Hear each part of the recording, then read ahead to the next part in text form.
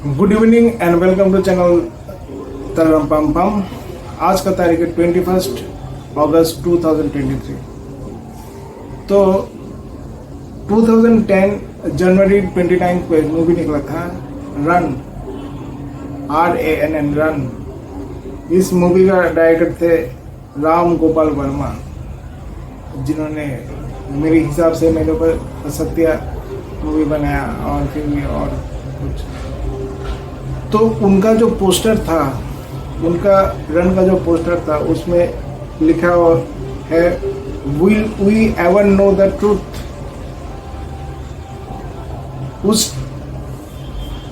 उस टाइम पे ये 2010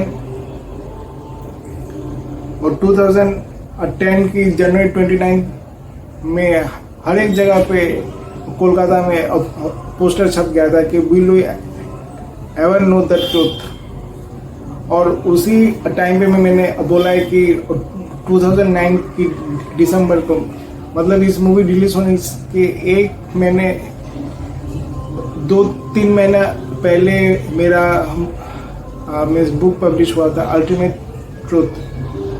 तो ये जो मिस मुझे इसका पोस्टर देख कर लगा कि ये मेरा बुक का प्रमोशन है। And who did it, you know, it is Ram Gopal Verma, जिन्होंने मेरे ऊपर इतने सारे मूवी बनाए। And thank you for that Ram Gopal Verma. और जब मैं कोलकाता छोड़ के, जब मैं 2010 की जून को जब मुंबई गया अपना किताब बांटने सारे फिल्म स्टारों को, तो देखा कि जगह जगह पे पोस्टर लगे हुए, स्पेशली अमिताभ बच्चन के घर के सामने, will we ever know the truth. तो ये सब देख के मैं अमिताभ बच्चन की चौकीदार को अपना अल्टीमेट ट्रूथ पकड़वा दिया कि देखो जो पोस्टर लगा हुआ है ना, will we ever know the truth, ये मेरी किताब के लिए लगा हुआ है। तो ये किताब दे देना अमिताभ जी को, क्योंकि ये मेरी किताब पाने के लिए ये पोस्टर लगा हुआ है। तो एक किताब में मैंने अमिताभ बच्चन को की बंगलों में जाके उनकी चौकीदार को पकड़ाया। फिर ये वो इसे चलते चलते नारियल पानी पीते पीते ये उनकी बगल में जो उनका बेटा का घर है, बेटा का बंगलो है, वहाँ पे जाके और एक किताब पकड़वाया। पर वो वहाँ का चौकीदार ने कहा कि नहीं, आपको ये करना होगा, आपको कुरियर करना होगा। तो वहाँ पे जाके मेरा जो ये उसकी बगल में था कुरियर का ऑफिस, तो वहाँ पे जाके मुझे कुरियर करके 35 रुपये खर्चे करने पड़े। तो उसके लिए मैं थोड़ा सा गुस्सा हो गया था कि मेरा 35 रुपये खर्चे करवा दिए।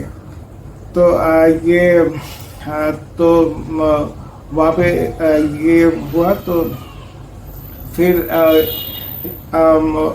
ये वहाँ पे मैंने ऐश्वर्या राय के नाम का कुरियर में मैंने ये दिया था और 35 रुपये खर्चे करने पड़े। उसके लिए मैं बहुत गुस्सा हो गया था। फिर मैंने और किसको बांटे, मैंने देखा कि बंगलों में गया, उसके चौकीदार को पकड़वाया किताब। फिर गया रानी मुखर्जी की नहीं, उसके बाद गया मैं शाहरुख खान की बंगलों में, उसकी चौकीदारनी को पकड़वाया। फिर गया आमिर खान की बंगलों में जाके उसकी आमिर खान की बंगलों में शायद नहीं गया क्योंकि उसका बंगला थोड़ा अंदर था। तो फिर मैं गया सलमान खान की बंगलों में जाके उसके चौकीदार को पकड़वाने की कोशिश किया, पर चौकीदार ने कहा कि नहीं, आपको कुरियर करना पड़ेगा। फिर से कुरियर। और गजब की बात यह था कि सलमान खान का जो तब बंगला था 3 गैलेक्सी अपार्टमेंट, उस टाइम में डिट्टो मेरा जो कोलकाता में जो फ्लैट था 3 मंजिला, उसकी तरह दिखने में था। और ये रेड एंड वाइट में, मीन्स उसका कर्निश लाल रंग का और पूरा बिल्डिंग वाइट रंग का। तो ऐसे टाइप का था, और बिल्कुल ऐसे ही मेरा तब कोलकाता का जो साथी अपार्टमेंट था बिल्कुल वो भी ऐसा ही था। तो ये वो मैं देख के चौंक गया था। और फिर मैंने सलमान खान का DTDC कुरियर कर दिया, वो मेरा 10 रुपये में निपट गया। और फिर मैं गया संजय दत्त की बंगलों में, क्योंकि संजय दत्त ने अपना बंगला बेच दिया था, उसने फ्लैट ले लिया था। तो फ्लैट में जाके उसका चौकीदार को पकड़वा दिया। और फिर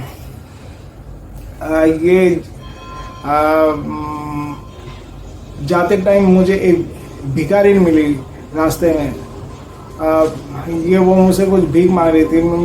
मैं ऑटो में घूम रहा था, तो उसका चेहरा डिट्टो रानी मुखर्जी जैसा दिख रहा था। तो वो मुझसे कुछ कह रही थी कि, तो मुझे याद है यार रानी मुखर्जी तो छूट गई अपना। तो अगले दिन मैं फिर से आया, आके फिर ढूंढते ढूंढते रानी मुखर्जी का जो बंगला था काफ़ी इधर उधर कॉम्प्लिकेटेड था, तो मैं ढूंढते ढूंढते अल्टीमेटली मैं पहुंच गया।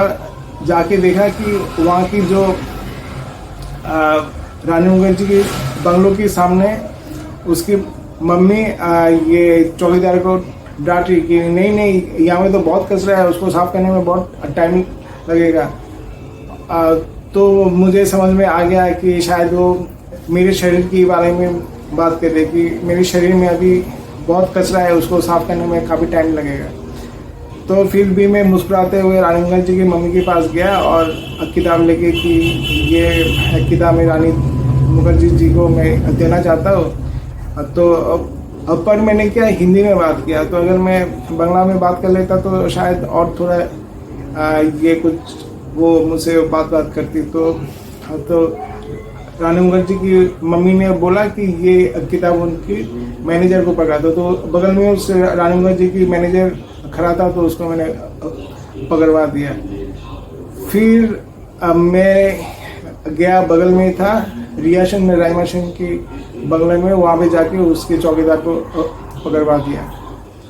और मुंबई जाने से पहले मैंने कुरियर किया था जिनका एड्रेस, उसमें हेमा मालिनी की घर ये किताब चला गया, करीना कपूर की घर में ये चला गया, और सोनम कपूर के घर में ये चला गया। रिटर्न आया प्रीति जिंटा, फिर ये सलीना जेटली, फिर ये कौन है और एक दो रिटर्न आ गए। पर ये तीन हेमा मालिनी, सोनम कपूर और करीना कपूर, इन तीनों का रिटर्न नहीं आया। तो मैंने एज्यूम कर लिया कि इन तीनों की जो बंगलों का एड्रेस जो इंटरनेट में था वो सही था और वो उन तक पहुंच गया। तो ये था रन की कहानी और अल्टीमेट ट्रुथ की कहानी। Thank you very much.